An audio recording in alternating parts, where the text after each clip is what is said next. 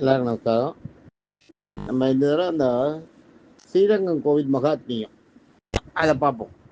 ஸ்ரீரங்க பெருமாள் எப்படி அங்கே வந்தார்ன்றது நமக்கு தெரியணும். ஸ்ரீரங்க பெருமாள் கொண்டது வந்து விபீஷணன் தான் கொண்டார். அந்த கதையை நான் இப்போ சொல்கிறேன். ராமாயண போர் முடிஞ்ச உடனே ராமர் திரும்பி போயிடுறார். ராமருக்கு பட்டாபிஷேகம் ஆகுது. பரதன் வந்து எல்லாரும் தாங்க அங்கே வந்து ராமருக்கு பட்டாபிஷேகம் நடக்குது. ராமருக்கு பட்டாபிஷேகம் எல்லாம் முடிஞ்ச உடனே எல்லாரும் அவாவா பிரிஞ்சு போறா. பிரிஞ்சு போகும்போது அங்கே குகன் வந்திருக்கான், விபீஷணன் வந்திருக்கார், எல்லாரும் வந்திருக்காங்க. அவருக்கு வேண்டிய எல்லாரும் வந்திருக்காங்க. அங்கே வந்திருக்கும்போது இவர் என்ன பண்ணுவார், சுக்ரீவன் இருப்பான், எல்லாரும் இருப்பா. இவா அண்ணன் தம்பி 4 பேர், அது இல்லாத இவா ஒரு 3 பேர் வந்திருப்பா. ரொம்ப ஆத்மார்த்தமான நண்பர்கள் இவருக்கு, ராமர் வந்து அவளை சகோதரனா ஏற்றினவர். குகனோட ஐவரானும்னு குகனை வந்து 5வது ஒரு பேரா சொல்ல இருப்பாருங்க. அது மாதிரி அவர் அங்கே வந்திருக்கார், எல்லாரும் இருக்கா. இந்த இது நடக்கிறது எல்லாம் முடிஞ்ச உடனே இவா 3 பேரையும் கூப்பிட்டு, ஆஞ்சநேயரையும் கூப்பிட்டு, சுக்ரீவனையும் கூப்பிட்டு, குகனையும் கூப்பிட்டு, உங்களுக்கெல்லாம் நான் ஒரு பரிசு கொடுக்க போறேன்னு சொல்லிட்டு குகனுக்கு உனக்கு என்ன வேணும்னு கேட்பார். குகன் என்ன கேட்பான், எப்பயுமே என் படகு வந்து பக்தர்களை தான் ஏற்றின்னு போகணும். பக்தி இல்லாதவா அந்த சரிவு நதியை தாண்டி போகணும்னு நினச்சாள்னா இந்த போட்டு நகரக்கூடாது. கங்கை நதியை கங்கை நதியை கிராஸ் பண்ணி போகணும்னு நினச்சாள்னா இந்த போட்டு நகரக்கூடாது. 1. 2வது, பக்தர்கள் எத்தனை பேர் வந்தாலும் இந்த போட்டை ஏற்றிக்கணும். இன்னொன்று, இந்த பக்தர் வந்து ஒருத்தர் இருந்தா கூட அந்த போட்டு வந்து அதுக்கேற்ற மாதிரி சின்னதாகிக்கணும். அதுக்கேற்ற மாதிரி தண்ணியில் மறந்து போகிற மாதிரி ஆகணும். வழியே வெயிட் கம்மியாக இருக்குன்றதுனால கவுந்துடக்கூடாது. இதெல்லாம் கேட்குறான். அவன் போட்டு சம்பந்தமான விஷயமாவே கேட்டான், சத்தான விஷயமா கேட்குறான். கேட்ட உடனே அவர் சரி அது மாதிரியே ஒரு போட்டை உனக்கு வரம் கொடுத்துறாரு ராமர் குகனுக்கு. முடிஞ்ச உடனே அடுத்தது வந்து சுக்ரீவன் வருவான். சுக்ரீவன் வரும்போது சுக்ரீவனுக்கு என்ன பண்ணுவான், சுக்ரீவன் வந்து எப்பயுமே என் நாட்டை வந்து நான் வந்து என்னுடைய புத்தி பேதலிக்காம, அதில் சுக்ரீவனுக்கு என்னென்னா அப்பப்போ கொஞ்சம் அந்த மயக்கம் வந்துடும். மயக்கம்னா என்ன, பொன் மயக்கம், மது மயக்கம் இதெல்லாம் வரும்.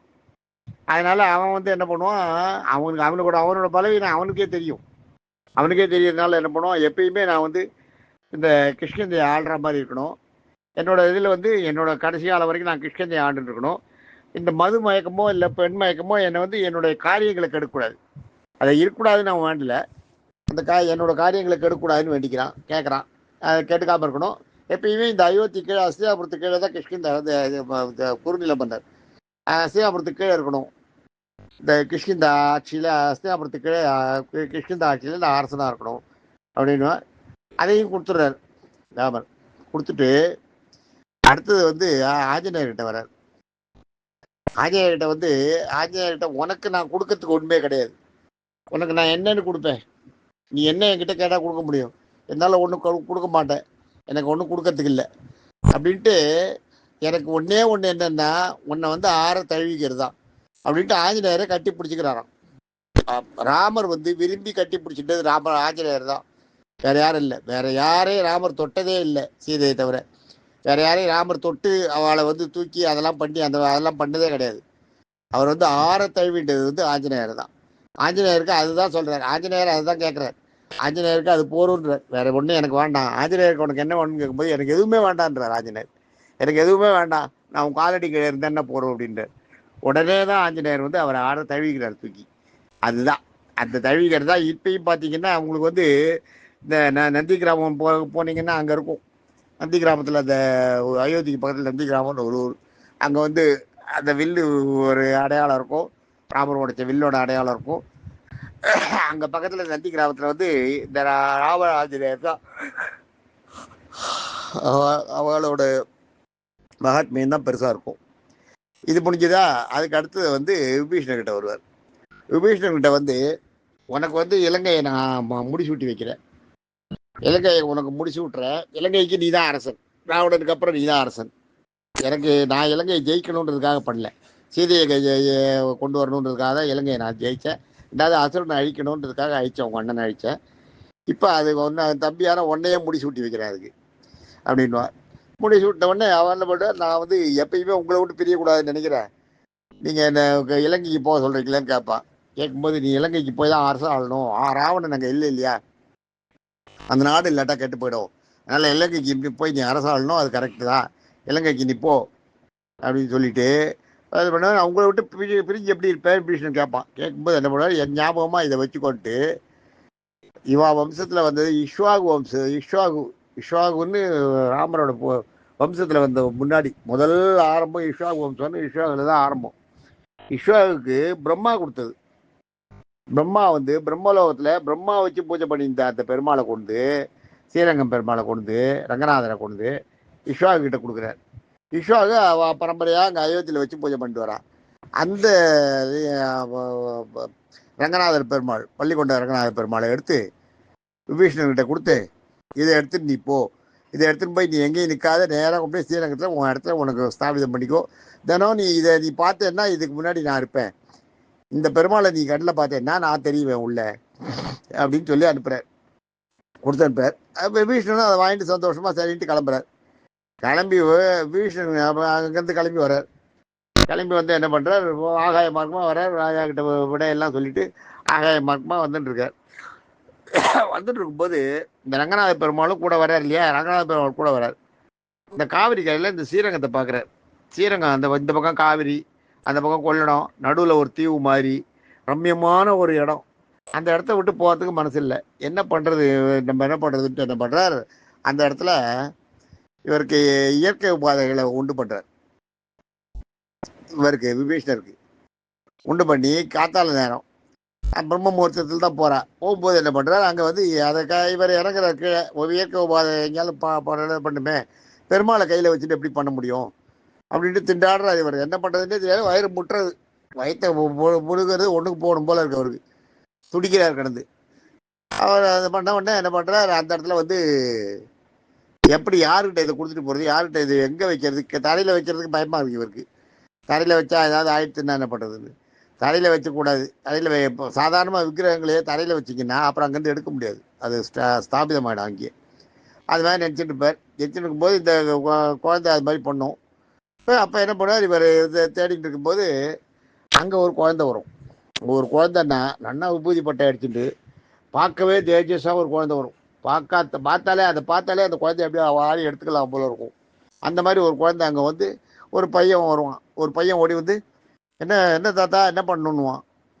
ஒன்றும் இல்லை, இதை செத்த நாள் இந்த பெருமாளை வச்சுக்கோ என் கையில், நான் எனக்கு வந்து இயற்கை உபாதை இருக்குது, அதை கழிச்சிட்டு கால் அலம்பிட்டு வாயை குப்பிடிச்சிட்டு வந்துடுறேன், வாயை குப்பிடிச்சிட்டு பள்ளத்தை வச்சு வாயை குப்பிடிச்சிட்டு என் வேலைகளை முடிச்சுட்டு வந்துடுறேன், அது வரைக்கும் இதை கையில் வச்சுட்டு இருக்கணும் அப்படின்ட்டு.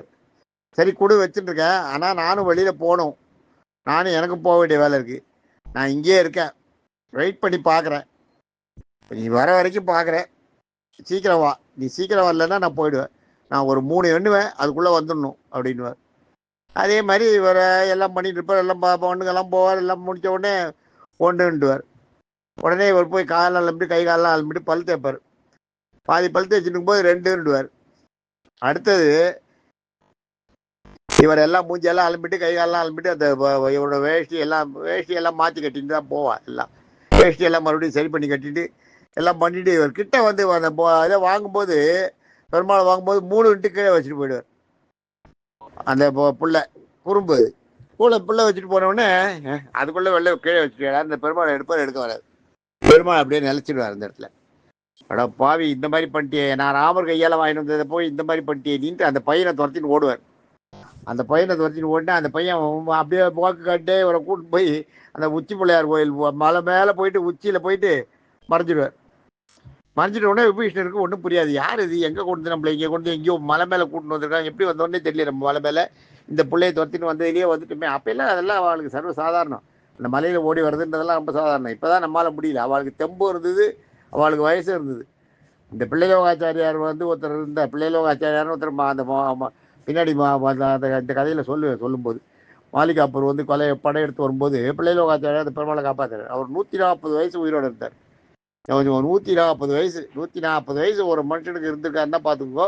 140 வயசு வரைக்கும் பெருமாளை கையில் தூக்கிட்டு ஆராதனை பண்ணி அவருக்கு எல்லாம் பூஜை எல்லாம் பண்ணி எல்லாம் பண்ணியிருக்காரு. அந்த அப்ப அவருக்கு எவ்வளவு பெருமாளை உடம்புல கட்டிகிட்டே அலைஞ்சிருக்காரு. பெருமாளை கட்டி அணைச்சுட்டே தூக்கிட்டே அலைஞ்சிருக்காரு 140 வயசு வரைக்கும். 73 வருஷம் பெருமாள் அந்த ஊர்ல இல்லை. இந்த முஸ்லீம் படையெடுப்பினால போயிட்டவர். அது அப்புறம் சொல்றேன், பின்னாடி கதையில வரும்போது சொல்றேன். இப்ப என்ன பண்றாரு இவர் வந்து வச்சுட்டு போயிட்ட உடனே அங்க போற உடனே அங்க போன உடனே மலை மேல தேடுவார் அந்த பையனை. அந்த பையனை காணும். காணின உடனே சிரிக்கிற சத்தம் கேட்கும். சிரிக்கிற சத்தம் கேட்கும்போது பார்ப்பார், அங்க யாருன்னா பிள்ளையார் இருப்பார். நீ இப்படி மக்கா விபீஷ்ணா, நான் தான் வந்தேன் அங்க அப்படின்னு. இந்த மாதிரி பண்ணிட்டியே நியாயமா இதுன்னு பிள்ளையார்கிட்ட கேட்பார். இது மாதிரி எனக்கு எங்க ஊர்ல கொண்டு போய் என்ன வச்சுட்டு தினம் பூஜை பண்றதுக்கு இது பண்ணார். நான் வச்சுட்டு தினம் பண்றதுக்கு பூஜை பண்றதுக்கு இது பண்ணியிருந்தேன், பிளான் பண்ணியிருந்தேன். அதை போய் எல்லாமே கெட்டு போச்சு எனக்கு ஒன்னால. நீ இது மாதிரி பண்ணிட்டியே நியாயமான்னு கேட்பார். கேட்கும்போது அப்ப பிள்ளையார் சொல்லுவார், இது நான் பண்ணல, பெருமாளே விரும்பி தான் என்னை வர சொன்னார். பெருமாளோட விருப்பம் அந்த மாதிரி தான். இந்த பெருமாளோட விருப்பம் வந்து அங்கே இருக்கணுன்றது தான். அதனால தான் வந்திருக்காரு. அதை அவனால் ஒன்றும் பண்ண முடியாது, அசிக்க முடியாது அப்படின்றார். சொன்ன உடனே பெருமாள் விரும்பினது அப்படிதான். உடனே இவர் ஒன்றும் பண்ண முடியல விபீஷ்ணர். சரின்ட்டு வந்துடுறார். மறுபடியும் பெருமாள்கிட்ட வந்து உட்காந்துட்டு அழகார் ஸ்ரீரங்கத்தில். நான் இங்கேருந்து போக மாட்டேன் இலங்கைக்கு போய் நான் அரசனாலாம் ஆக மாட்டேன். எனக்கு ஸ்ரீரங்கம் பெருமாள் நீ இங்கே இருக்க, உன் காலுங்க நான் இருந்தால் போகிறோம் அப்படின்னு அழுவார். ரொம்ப ரொம்ப ஒரு மாதிரி அப்செட் ஆகிடுவார். ஏன்னா அவர் வந்து எவ்வளோ அவரோட பெரிய வாழ்நாள் கால இது அது.